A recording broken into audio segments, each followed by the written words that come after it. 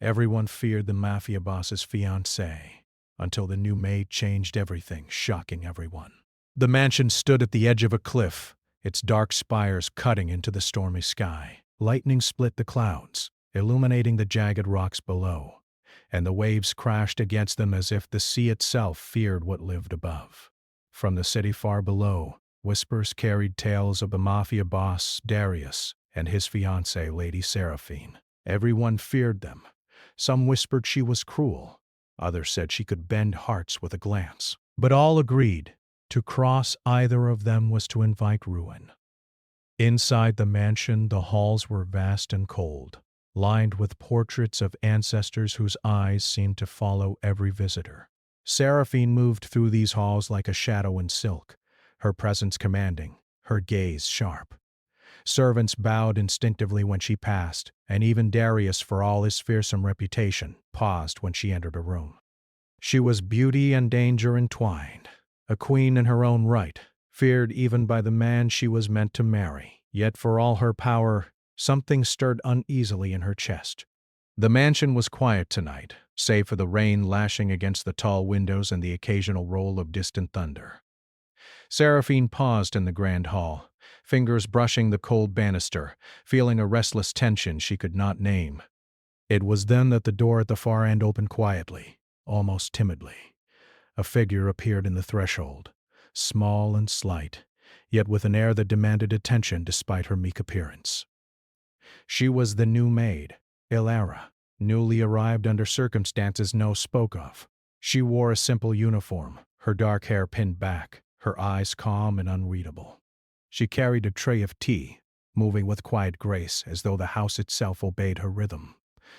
Seraphine's sharp gaze lingered longer than necessary. There was something in Ilara's quiet poise that unsettled her. It was not fear, nor boldness, but a presence that seemed to slip under the usual rules of power. The fiancée who ruled hearts with a look found herself strangely aware of this new maid, aware of the way her calm gaze met Seraphine's without trembling. Darius entered then, his boots echoing against the marble floor. His coat, dark as midnight, brushed past Seraphine as he approached the hearth. He rarely showed surprise, rarely revealed emotion, yet tonight his eyes flickered toward Ilara for a fraction of a second longer than politeness required. "Ilara," he said, voice deep and commanding. "How are you settling in? I am fine, sir," she replied softly, bowing slightly. Her voice was quiet, yet each word carried clarity, as if spoken by someone used to being heard, even in silence. Seraphine's lips pressed into a thin line. She had expected fear, perhaps hesitation. Instead, there was confidence beneath her quiet demeanor, subtle but undeniable. "Good," Darius said, though his eyes lingered. "You will be expected to learn the rules quickly. There are many responsibilities here." Ilara nodded, placing the tea on a nearby table without spilling a drop. Then, before anyone could react further, she spoke with quiet certainty. "I do not need to be taught the rules, sir. I only need to know the truth." The room froze. Seraphine's sharp eyes narrowed, her heartbeat quickening.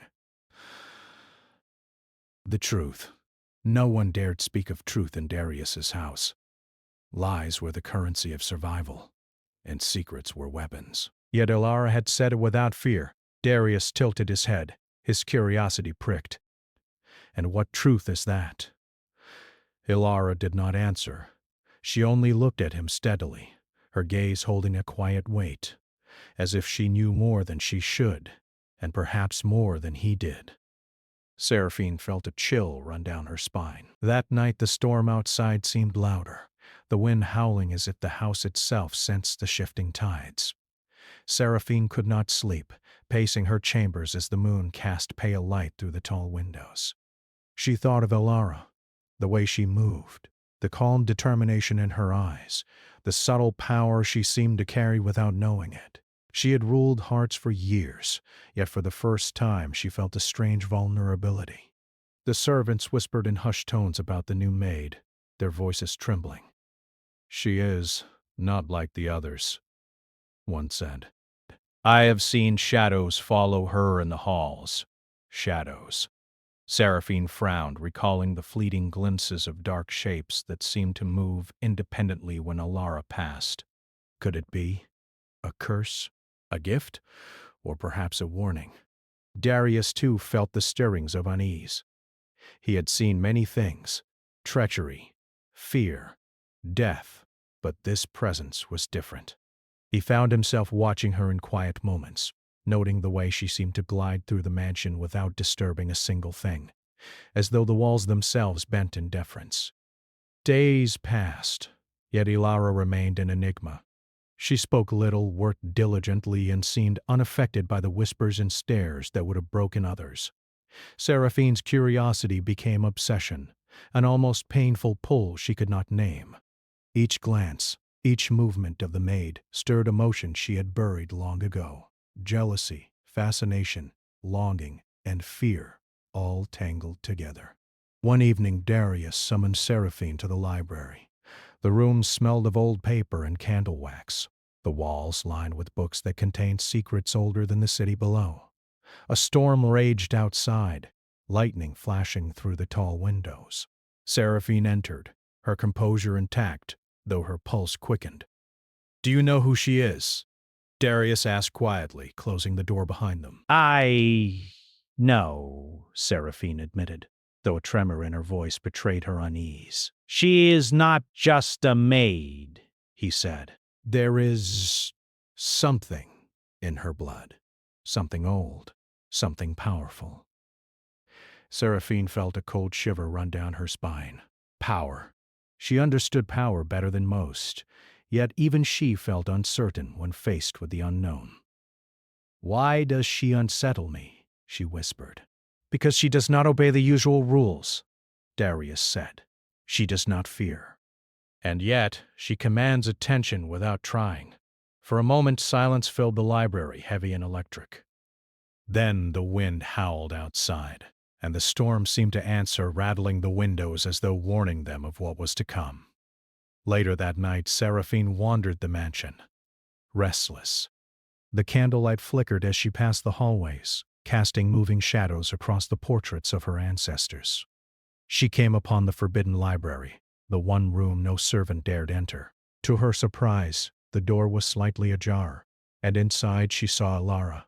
The maid stood in front of a large black tome, her fingers brushing the cover as if it called to her. Seraphine's breath caught. The book was old, its leather cracked with age, and the symbols etched on its cover were almost alive in the candlelight. "Alara," Seraphine said softly, stepping into the room.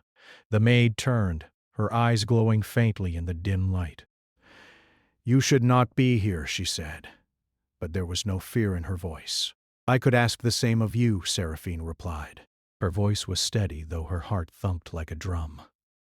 Alara's lips curved in a faint, knowing smile. "Some truths must be faced, Lady Seraphine. Others will not wait." The words hung in the air like a promise or a threat. Seraphine could not tell which. She stepped closer, drawn by curiosity, by something deeper, something dangerous. "What is this?" she asked, her hand hovering over the book. Alara shook her head, eyes fixed on Seraphine. "Not yet. But soon the choice will be yours." A sudden clap of thunder shook the mansion, and lightning illuminated the room. For a moment Seraphine thought she saw a crown of light above Alara's head, faint but unmistakable. The maid's gaze met hers, calm and unwavering, as if she had seen all the fears and secrets Seraphine kept hidden, even from herself. Seraphine stepped back, heart racing. The world she had controlled so perfectly now seemed fragile, uncertain.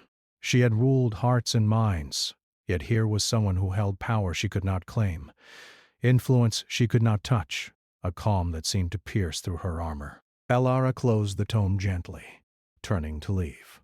"Rest now," she said softly. "The storm is only beginning."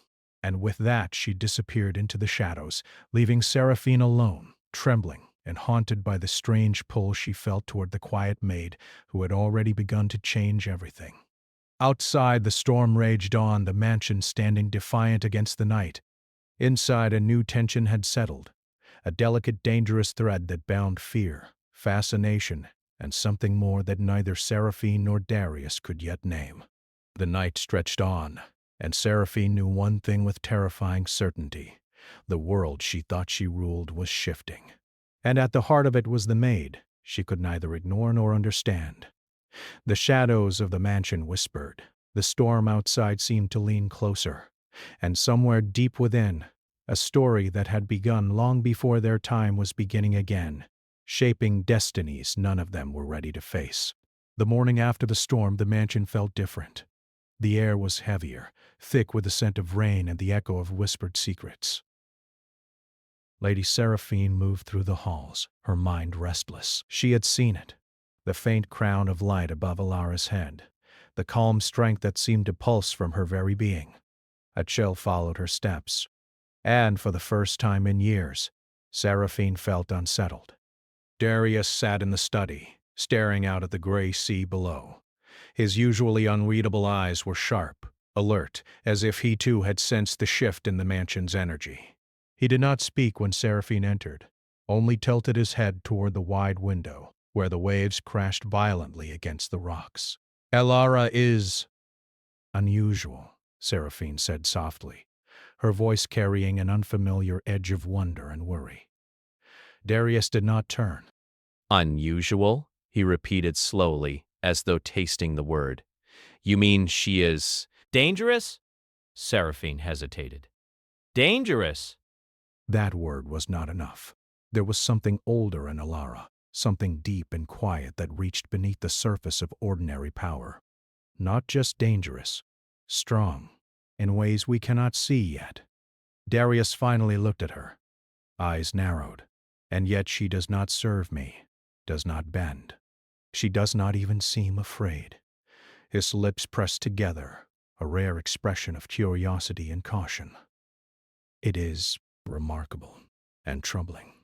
Seraphine nodded. She knew that feeling well. Control was her domain. Fear had always been her ally. Yet here was a presence she could not command, a calmness that unsettled her in the deepest part of her mind. The day passed slowly. Servants whispered of shadows moving with Alara, of candles flickering without wind, of quiet murmurs in languages long forgotten. Some claimed to have seen her walking through the halls at night, her eyes glowing faintly, the shadows bending toward her as though drawn by unseen threads. Others swore the rooms themselves seemed to hold their breath when she entered. Seraphine observed from the grand balcony, where rain had ceased but the clouds remained heavy, like a gray cloak over the world. She saw Alara tending to small tasks with such grace, each movement deliberate, precise. There was no hurry in her actions, yet everything was done perfectly. And there was power in her quiet, power that did not demand attention but commanded it all the same. That evening Darius called a meeting in the mansion's council chamber. The room was dim, lit by candles that cast dancing shadows along the walls. The underlings of the Mafia gathered, faces pale and tense. The tension was palpable, as if the house itself anticipated some unknown storm. "Alara," Darius said, his voice calm but firm, "you will attend tonight." The maid looked up, her dark eyes meeting his. "I am ready," she said simply. Her voice carried no hesitation, yet something in her calm tone unsettled even the most hardened men in the room. Seraphine's chest tightened. She had expected submission, obedience. Instead, she saw confidence, quiet and unwavering. Her jealousy flared, sharp and dangerous, though she did not move. She had never faced a challenge like this, not from a rival, not from a spy, not even from Darius himself. The meeting began. Alara's presence was subtle but commanding. When she spoke, the room leaned in without realizing it. She did not issue threats, nor did she demand obedience. Yet when she suggested changes, minor adjustments to the mansion's security and the handling of rival factions, her words carried weight. Even the seasoned council members nodded. Darius's lips twitched in something resembling a smile. Seraphine's gaze, however, was sharp, calculating. After the council dispersed, Seraphine followed Alara silently through the hallways. They moved in a quiet, almost predatory rhythm, each step measured. Seraphine's curiosity pushed her forward, though part of her warned against it. "Why do you not fear?"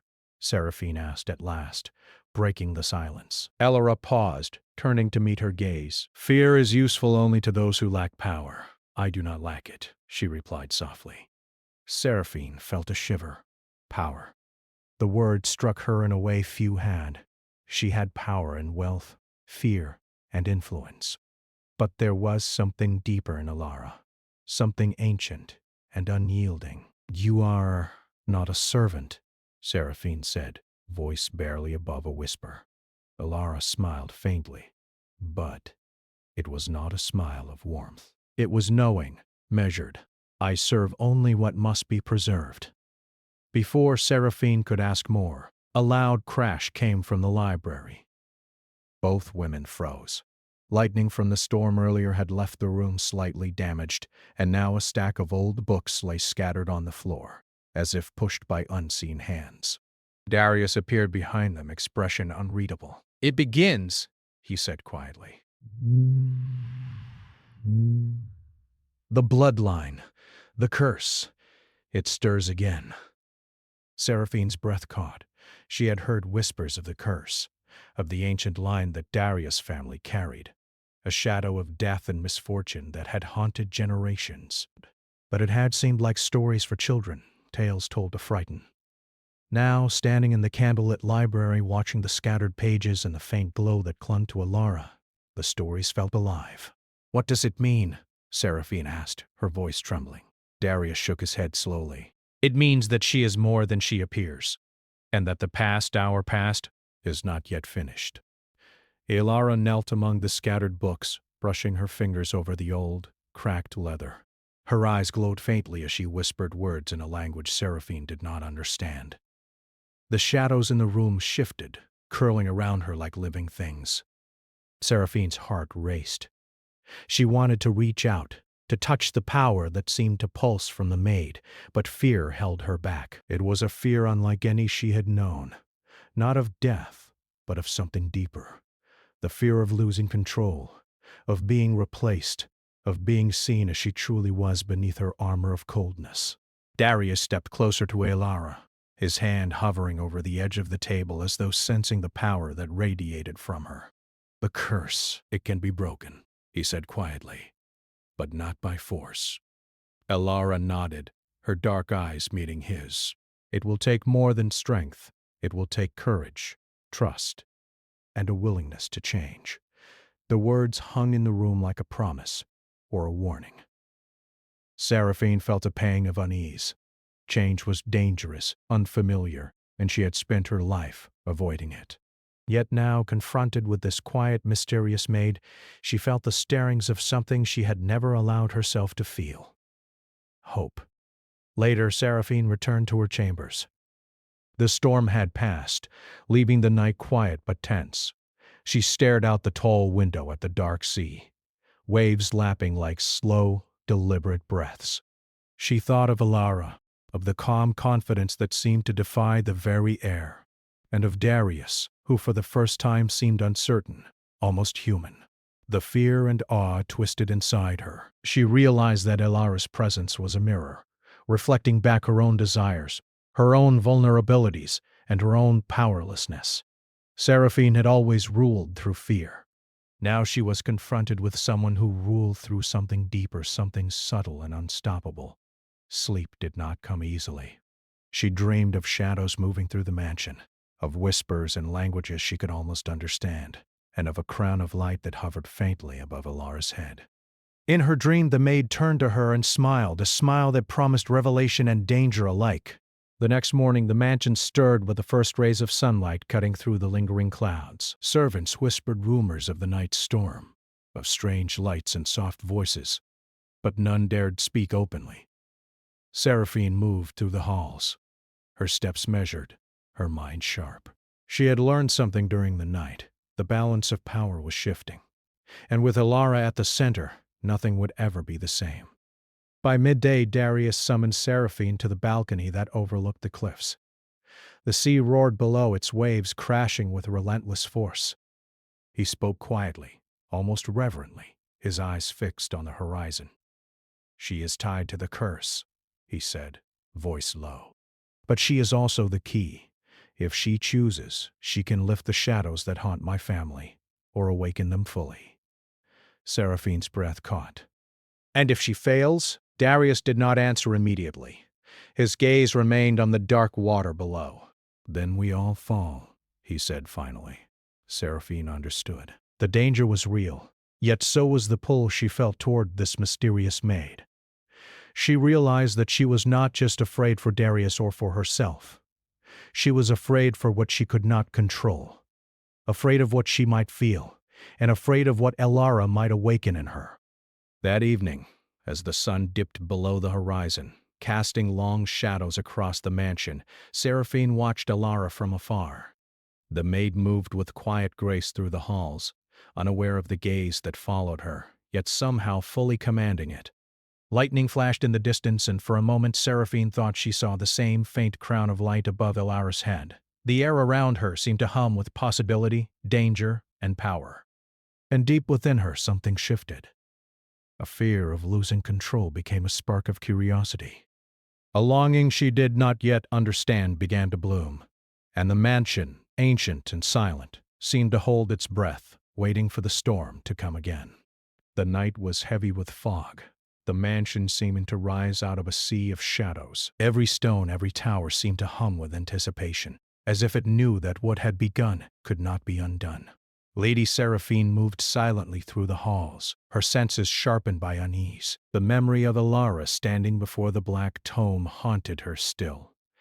That faint crown of light above the maid's head had not been a trick of lightning. It had been real. A soft breeze carried the faint scent of rain that had fallen hours before. Seraphine's heart pounded as she followed the faint glow of candlelight slipping under the door of the forbidden wing of the mansion. She hesitated at the threshold. This part of the house had always been off-limits, rumored to contain relics of Darius's ancestors and secrets older than anyone dared speak of. "Elara," she whispered, her voice barely audible. From the shadows, the maid stepped forward, calm and graceful, holding a small lantern. Her dark eyes reflected the flickering light, but there was no fear in them, only purpose. "You should not have come here," Elara said softly, but there was no anger in her tone. It was a statement of fact, a quiet acknowledgement that Seraphine had crossed boundaries she herself had always enforced. Seraphine's lips pressed together, her pride stinging. "I had to know. I had to understand what you are, what you mean for this house." "For him," she said, gesturing toward the far end of the hall where the distant shadow of Darius's study lay. Elara tilted her head slightly.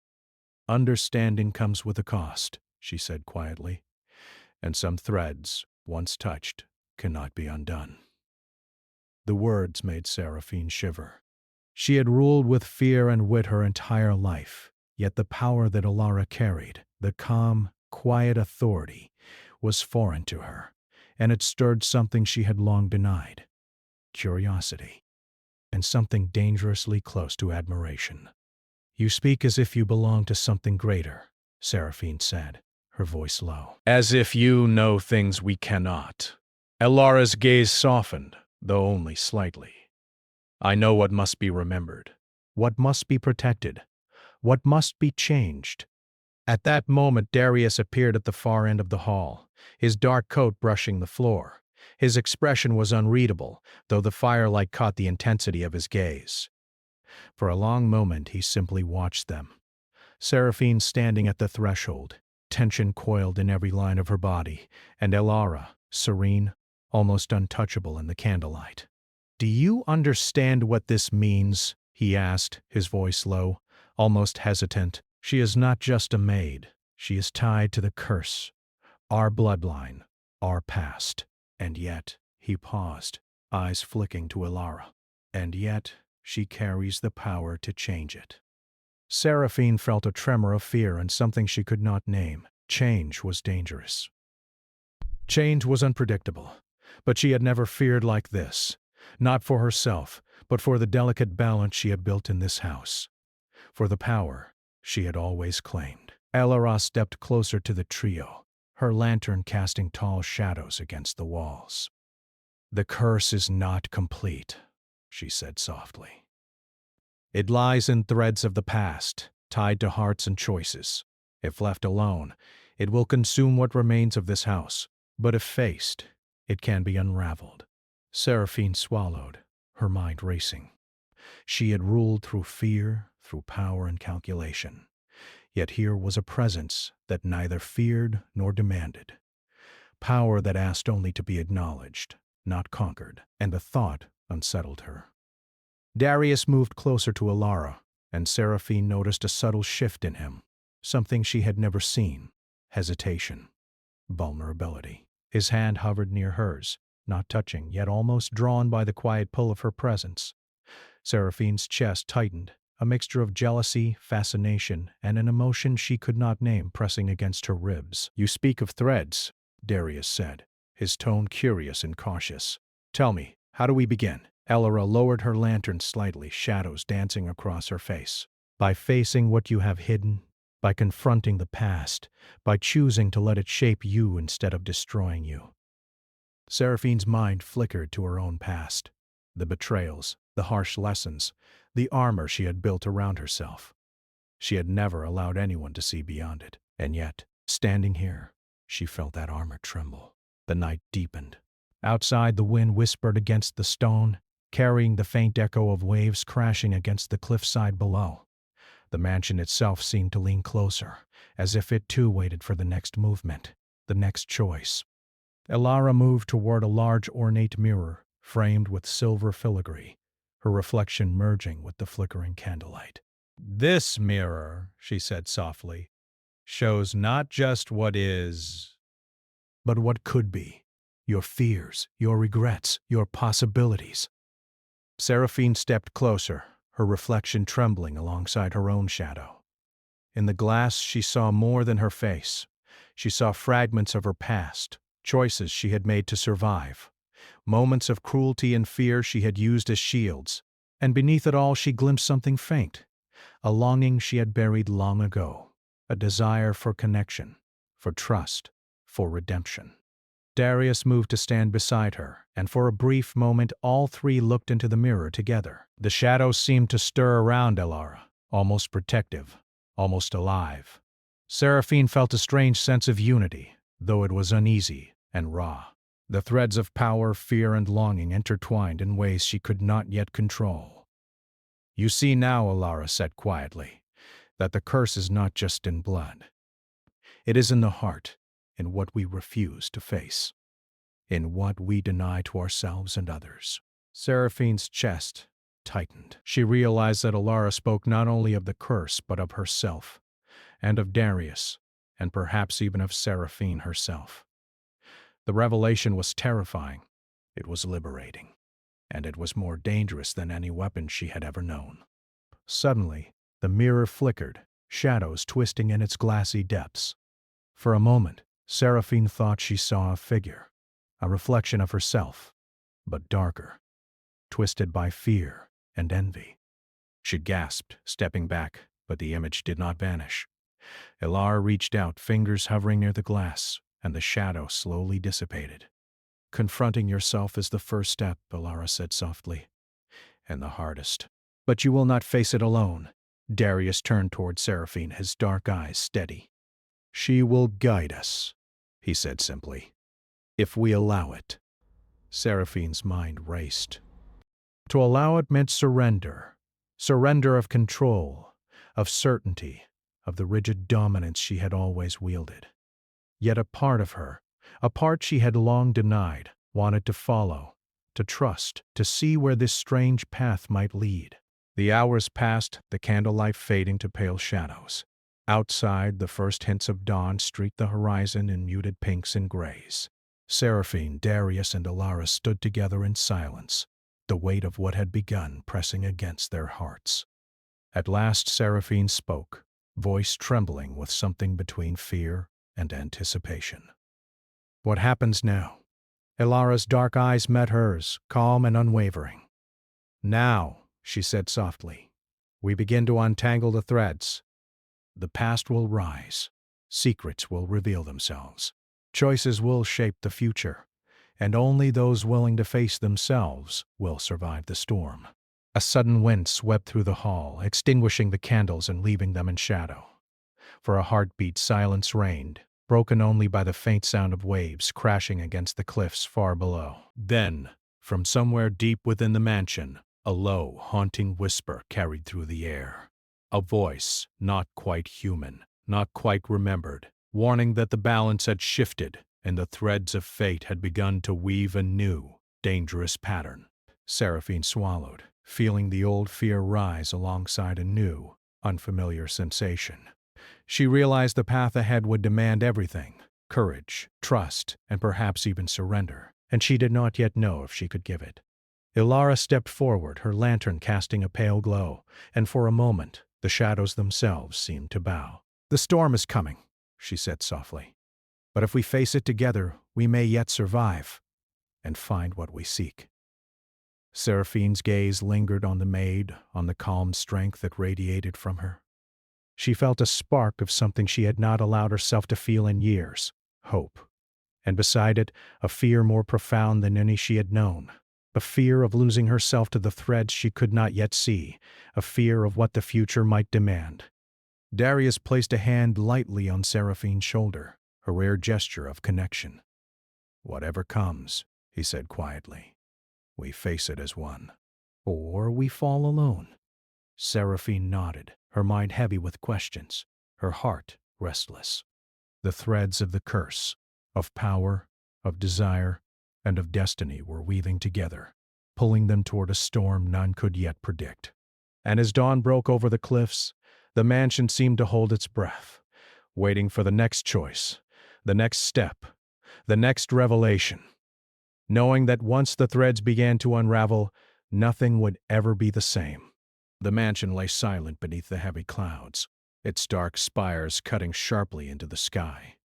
The storm that had been building for days was finally upon them, wind howling through the empty corridors, lightning splitting the night sky.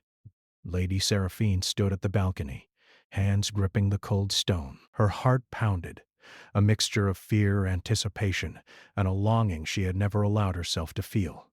Darius approached, his coat whipping in the wind. He stood beside her, silent at first, his dark eyes reflecting the violent flashes of lightning.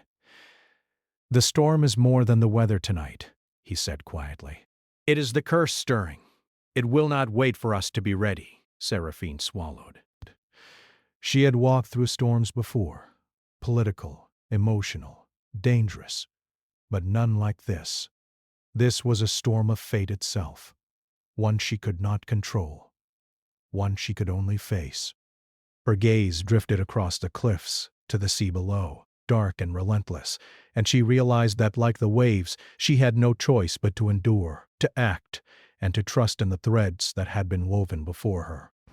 "Ilara!" Darius called, his voice echoing through the halls. "Where are you?" The maid emerged from the shadows, her lantern flickering in the wind. Her dark eyes were calm, resolute, and as always, unreadable. In her hand she held an old key, its metal etched with symbols that seemed to glow faintly in the stormlight.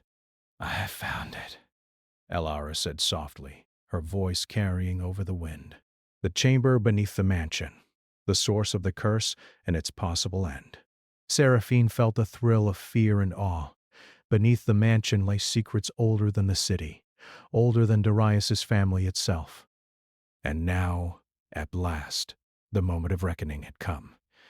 Together, the three of them descended the narrow, twisting staircase into the hidden chamber. The walls were lined with ancient symbols, worn by time but still brimming with power. Candles, untouched by wind, illuminated the room with a flickering golden light. At the center sat a chest, black and imposing, pulsing faintly as if it were alive. "Ilara," Seraphine whispered, her voice trembling. "What is it?" The maid approached the chest slowly, reverence in her every movement. "This holds the remnants of the curse," she said, "and the choice that can undo it, or awaken it fully. Only one who is willing to face the truth can open it." Darius stepped forward. "And the truth is?" Ilara's eyes met his, unwavering. "The truth is that power is not enough. Control is not enough. Redemption lies in understanding, in courage, and in the willingness to sacrifice pride for what must be saved. Seraphine's heart ached. She had spent her life building walls, commanding fear, never allowing herself to trust. Yet now she felt a pull toward Ilara, toward Darius, toward something greater than herself. The threads of destiny intertwined around them, and she realized that the storm outside mirrored the storm within her own heart. Ilara lifted the key and placed it carefully in the lock. The chest shivered as if alive, the symbols glowing brighter, shadows twisting around it like restless spirits. "Are you ready?" Ilara asked, looking at both Darius and Seraphine.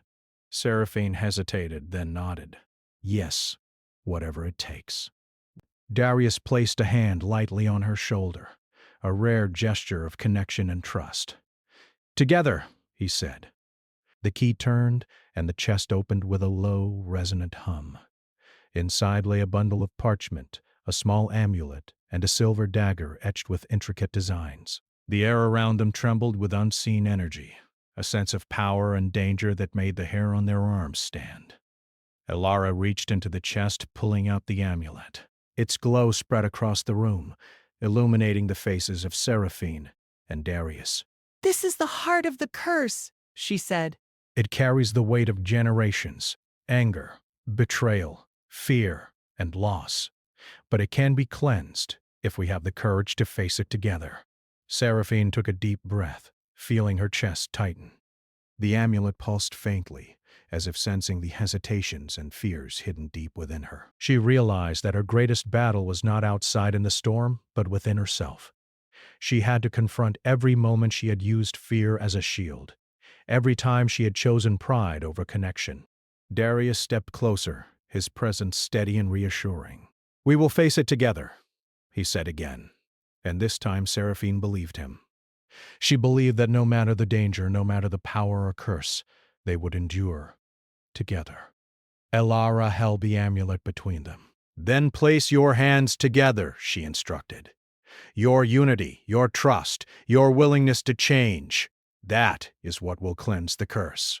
If any falters, it will awaken fully, and none of us will survive." Seraphine hesitated for a heartbeat, fear and pride warring within her. Then, slowly, she reached out, placing her hand atop the amulet. Darius followed, his fingers brushing hers.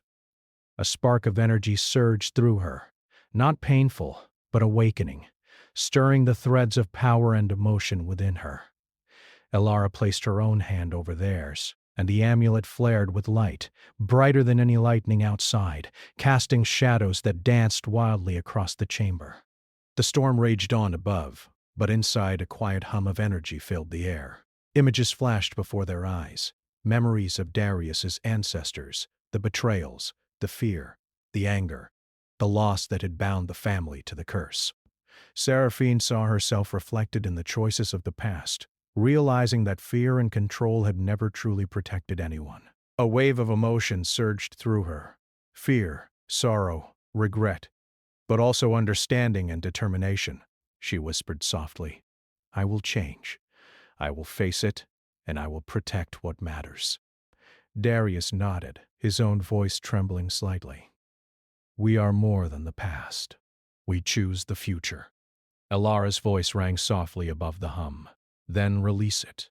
Let the curse fall, and let the truth rise." The amulet glowed brilliantly, then dissolved into a stream of golden light that spread through the chamber, dissolving the shadows, illuminating the walls, the ceilings, the very stones of the mansion. The energy was overwhelming, yet strangely peaceful, as though the house itself sighed in relief. When the light faded, silence fell, deep and complete. The storm outside had calmed, leaving a quiet drizzle against the windows. Seraphine, Darius, and Ilara stood together, breathless, hearts racing. "It is done," Ilara said softly, her dark eyes calm. "The curse has been cleansed, but the threads of choice, of trust, will continue to bind you. You have faced yourselves and each other. That is the true redemption." Seraphine felt tears prick her eyes. She had never allowed herself to feel so exposed, so vulnerable. And yet the fear that had always controlled her had melted into something else, hope, trust, and a quiet strength she had never known she possessed. Darius reached for her hand, his grip firm but gentle. "You are stronger than you know," he said, his voice low and certain. "And together we can face whatever comes next." Seraphine looked at him, then at Elara, and realized that the threads of power, fear, and longing had shifted. She no longer needed to command through fear. She could lead with understanding, with strength and compassion. And for the first time she felt free. Elara smiled faintly, the faint crown of light above her head glowing softly. "The storm has passed," she said. "But remember, the world beyond this house still carries shadows. Trust, courage, and choice will guide you, but you must walk the path together." Seraphine nodded, her chest full of a new, unspoken resolve. She had faced herself, faced the curse, and faced the threads that had bound her heart. And now, standing in the quiet aftermath of the storm, she understood that the power to change, to redeem, and to love had always been within her reach. Darius stepped close, brushing a strand of hair from her face. "This is not the end," he said softly. "It is a beginning." Seraphine's gaze shifted to Elara, whose calm strength had guided them through the darkness. "And we will face it together," she said. Outside, the clouds began to break, revealing the first hints of sunlight spilling over the cliffs. The mansion, once shadowed by fear and whispers of the past, seemed alive with new possibility. The waves below no longer crashed violently. They moved with rhythm, a reflection of the harmony now possible between past, present, and future. Elara watched them silently, a small smile playing at her lips. Her role as guide was complete, but her presence would always remain, a quiet reminder that true strength lay not in control, but in courage, choice, and the willingness to face oneself. Seraphine took a deep breath, feeling the weight of the past lift. The fear, the jealousy, the longing, they had been transformed into understanding, trust, and hope. And for the first time, she saw not just herself, but Darius and the maid who had changed everything, as part of a future she could embrace fully. Together they stepped toward the doorway, leaving the chamber of the curse behind. Outside, the world awaited, full of shadows, full of challenges, but also full of light. And for the first time, Seraphine, Darius, and Elara knew that they were ready to face it, together, as one. The storm had ended. The curse had been lifted, and the threads of fate, once tangled in fear and secrecy, now wove a tapestry of hope, courage, and the quiet, enduring power of trust and redemption.